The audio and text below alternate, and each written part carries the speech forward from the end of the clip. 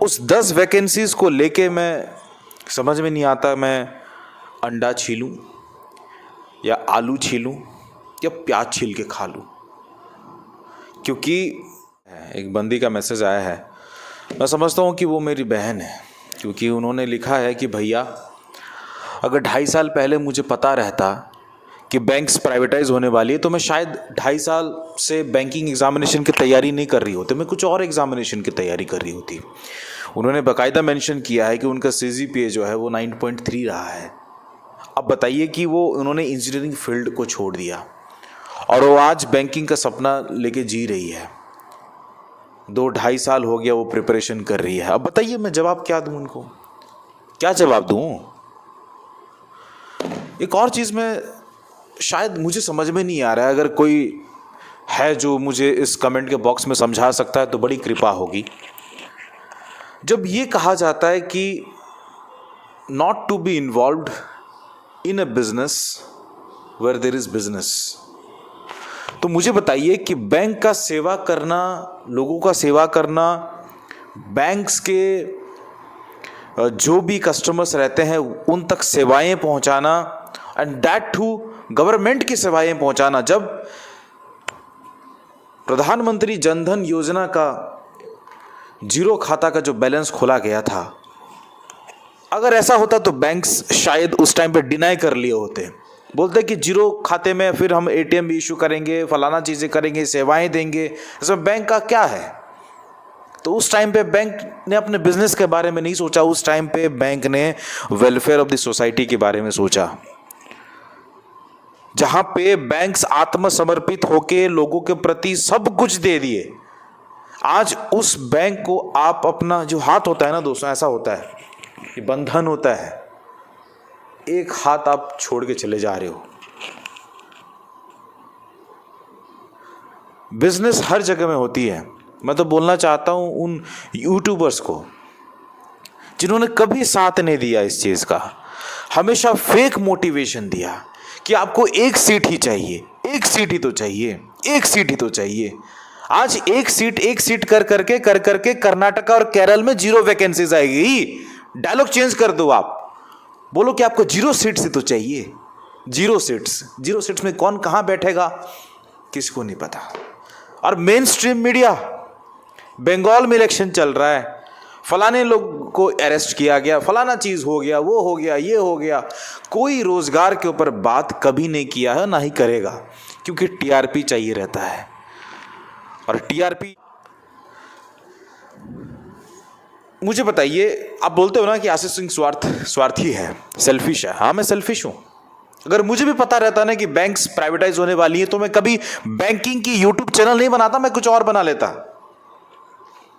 कुछ और। बस 2 शब्द हैं, क्योंकि मैं थक गया हूं, हार गया हूं, और एक चीज को बार बार नहीं बता सकता।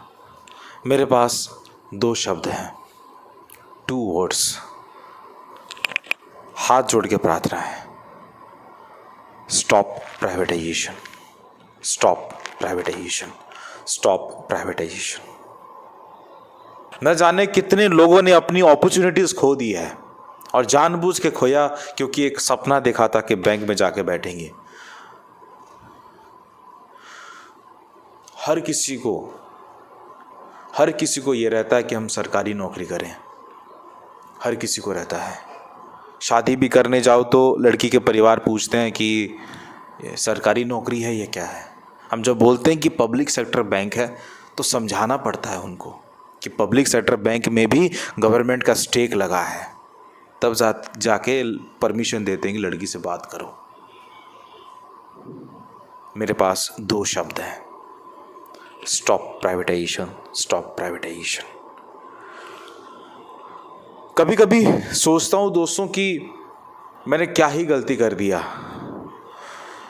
क्योंकि हम इस इरा में पैदा हुए हैं जहां पे लाखों बच्चों में सिर्फ 10 वैकेंसीज आती है। वैकेंसीज को लेके मैं समझ में नहीं आता मैं अंडा छीलूं या आलू छीलूं या प्याज छील के खा लूं, क्योंकि पेट नहीं भरता है दोस्तों। 11 लोगों का, 10 लोगों का परिवार ही सही रहेगा, बाकी लाखों लोगों के बच्चों का क्या। मैं नहीं बोल रहा हूँ कि लाखों लोगों के लिए आप लाखों वैकेंसीज दे दो, बट लाखों में से 50,000 लोग तो होते हैं जो डिजर्विंग होते हैं।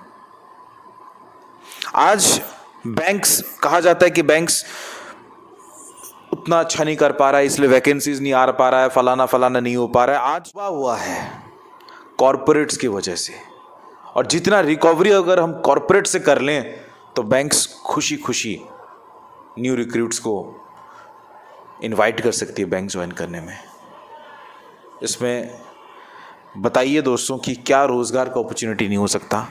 4 साल पहले आप देख लीजिए, ज़्यादा भी लंबा मत खींचिए आप, 4 साल पहले देख लीजिए किस हिसाब से वैकेंसीज आती थी। अब देखिए आज के डेट में वैकेंसीज आती है तो एनआर करके आती है, नॉट रिपोर्टेड।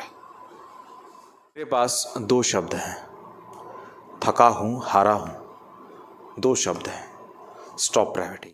मैं सभी यूट्यूबर्स को ये बताना चाहता हूँ कि आप लोगों की बिजनेस तभी चलेगी जब वैकेंसीज आएगी।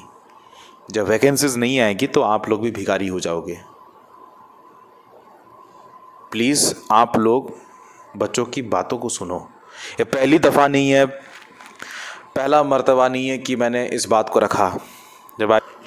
मैं सभी से प्रार्थना करना चाहता हूँ, आपको इस आशीष से तकलीफ़ हो सकती है, आपको मेरे बातों से तकलीफ़ हो सकती है। मेरे सब्सक्राइबर्स आपके भी सब्सक्राइबर्स हैं। मेरे साथ पर्सनल झगड़ा करके या कुछ भी करके, ये सब मन मुटाव जो भी है, आप इसको दूर रखें। बच्चों की बातें बच्चों तक पहुंचाने का कोशिश करें।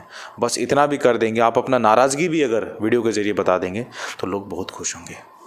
नमस्कार।